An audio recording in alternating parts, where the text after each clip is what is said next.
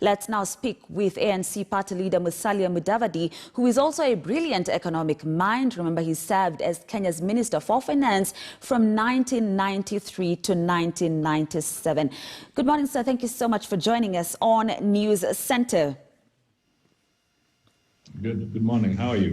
Great. I'm doing fine. I trust you too. Now, sir, you're so passionate about reviving the economy, and you've been quoted as saying that your agenda is, Agenda 1 economy, Agenda 2 economy, and Agenda 3 economy. What would you do differently compared to what the current administration, of course, under President Uhuru Kenyatta, has done? Well, I think, first of all, I support, I concur with your intro that the situation is dire. It's extremely serious. And it will be important for Kenyans to remember that COVID just accelerated a bad situation. We were already beginning to see a decline. And when COVID came in, it accelerated or compounded the dilemma that we are facing. Now, there are just a few points that I'll try to flag very quickly. One, it is always important that a government tries to live within its means. This is critical because if you overcommit yourself and the programs, and you do not have an economy that can sustain the programs that you're committing yourself to, you could easily land into trouble by over-borrowing. All right? So one of the things that we are now in is a debt trap. It's not too long ago, I think it's just within this week, that the central bank now released its latest data. And it shows that our public debt has now crossed the 7 trillion shilling line. That means that the resources that are being generated here, more and more of those resources will be committed to repayment of the debt, because constitutionally, matters that relate to public debt always take priority in the allocation of resources. This is loosely normally referred to as the consolidated fund that has to be dealt with as a priority. So for Kenya, one of the things that we must do going forward is to focus on the economy, and we must prepare ourselves for a debt renegotiation or rescheduling so that we can ease the burden on the debt and release more resources into the economy to spur resuscitation. This is absolutely critical. The second thing that we would have to quickly focus on is to deal with areas that continue to haunt us, areas of pilferage, wastage, and corruption.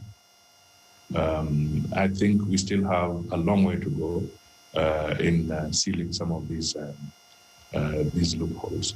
And there are so many mega projects that were talked about. A few days ago, there was the Itare Dam, where the media pointed out is now becoming a grazing yard, as an example. And there are so many other projects where the money committed there does not reflect commensurate returns for the people of Kenya. So these are challenges that, again, we must quickly move on. The other thing is that I think we will also have to make sure that the business environment, the economic environment is made better. Quite a number of companies are relocating from this country.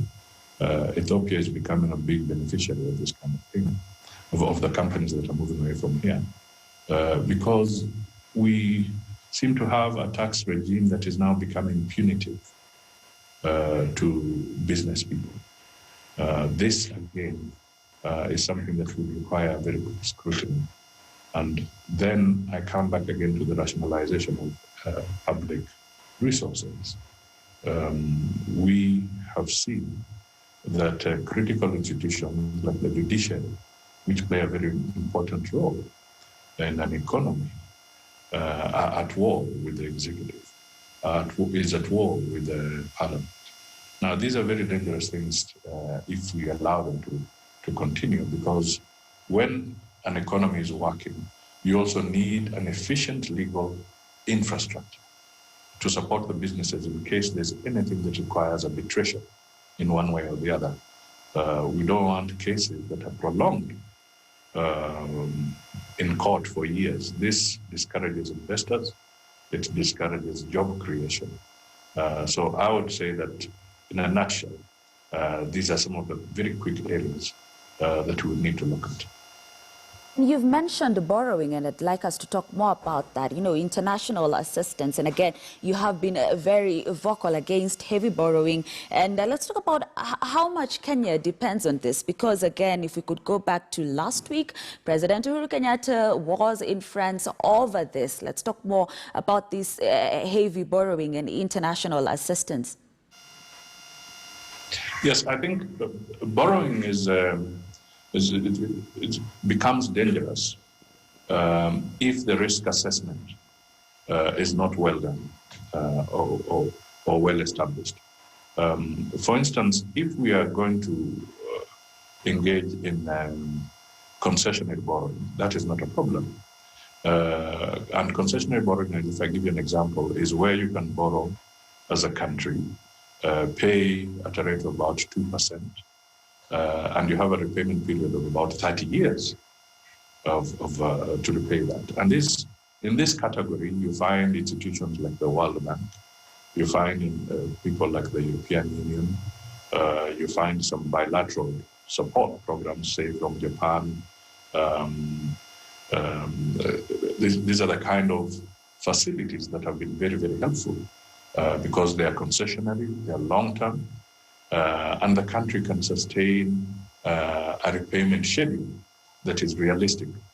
Now, when you come to what you would call commercial borrowing, now moving away from the concession, now you enter into commercial.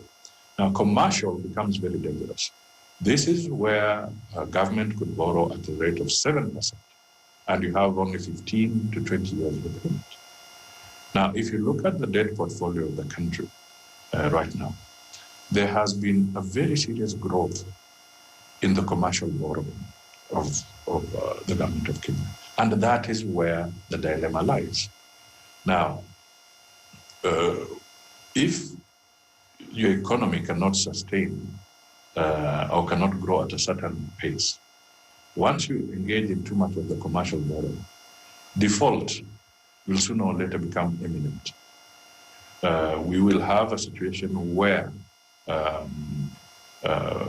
the resources that KRA is able to raise, and you've seen that KRA cannot meet its targets lately. The pressure is too high, and the economy is not growing to the level that they can meet their targets. Now, when that happens, we are in trouble. And if then you also take into account that external debt must be repaid in hard currencies, and the shilling is taking a beating against hard currencies, that again increases the pressure on the Kenyan people. And on the local scene, because public debt is in two components, there's that external debt that I've just talked about, and then now you also have what you call domestic debt.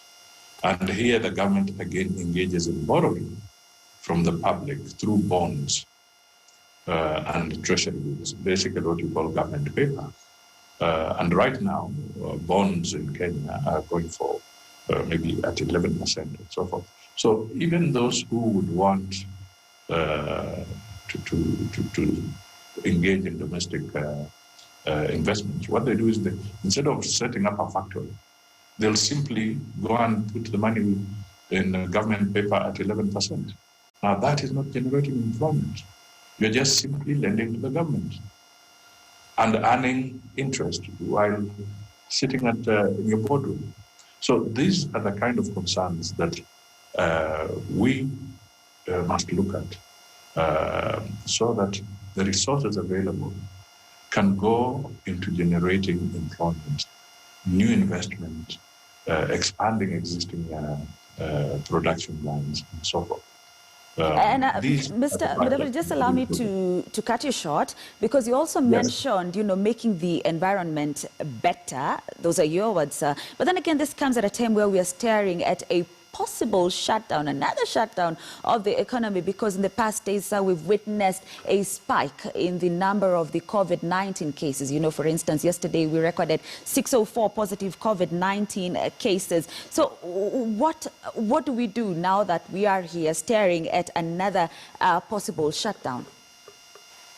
I think it's something that on this one, we must all again rally together. The way Kenyans rallied behind sticking to prudential Ministry of Health protocols when it came to fighting the pandemic. I think we need to go back to that level. I'm not saying that there must be a shutdown immediately, but unless we are responsible as Kenyans and make sure that we minimize the exposure to the COVID by the Kenyan people, it will be very important. Because if we have a serious second wave that forces the government to go into the high-level blockade that was there at the beginning of the COVID, it will be very bad for the country. And this is compounded now that some of our schools, some of the children, sections of the children who go to school have started going back to school. These are the examination classes, and those ones of grade 4, the ones who are the pioneers for the competency-based curriculum. If this worsens, it complicates the others coming into school, but at the same time, it now complicates really the opening up of the economy. So on this one, I can only say that based on what was said at the conference at KICC a few days ago, I think it is important that Kenyans do not let their guard down. We must always remember there is no vaccine in the market as yet. We may have been lucky at the first wave, but if there's a serious second wave, it could be bad.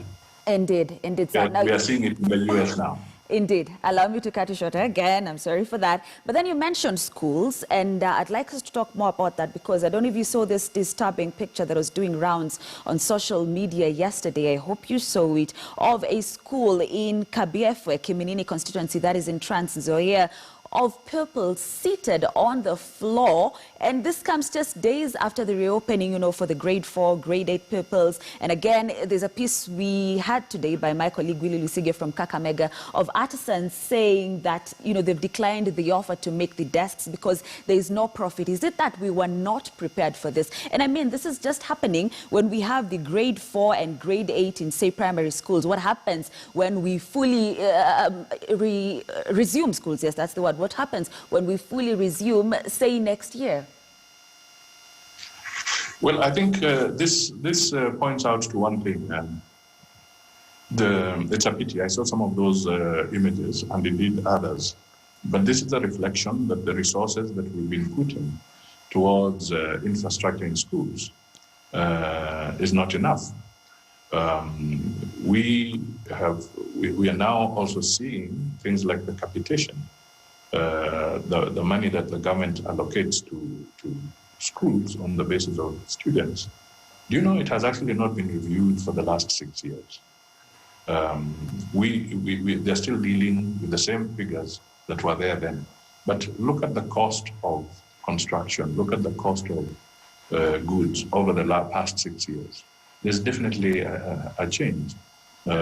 So I want to say that focus on the right things is going to be very critical for Kenyans now and in the future. We must remember that the country does not have sufficient resources. So efficiency in the utilization of what we have becomes more critical than ever before. In the education sector, people will have to look at how much we can invest in technology so that we can have a different approach to the curriculum. We will have to look at serious investment again in the infrastructure of the schools. You're having a situation where parents are abandoning some schools and overloading others where they believe that there are better facilities. So these are challenges. By the way, in Ghana, for instance, the reopening of schools under the COVID protocols, Ghana was able to say allocate a nurse or a doctor within a school to make sure that there's somebody, a resident person, attached to a school, a medical professional attached to a school, so that in case there's an incident, there's somebody qualified to deal with that kind of incident. Right now, in the Kenyan situation, they're being told, attach yourself to a medical center near yourself or a hospital near you, where the school is located. Now, bear in mind that we have also been seeing a protracted strike of medical staff in Kenya because of salaries not being paid for the last 3 to 4 months. So when you see this kind of thing, it means that a lot of our experts need to go back to the drawing board where necessary and focus a little more on this. And it also means that the government will have to think seriously about rationalizing its expenditure. All right. So that they can have more resources going to education. Indeed. All right.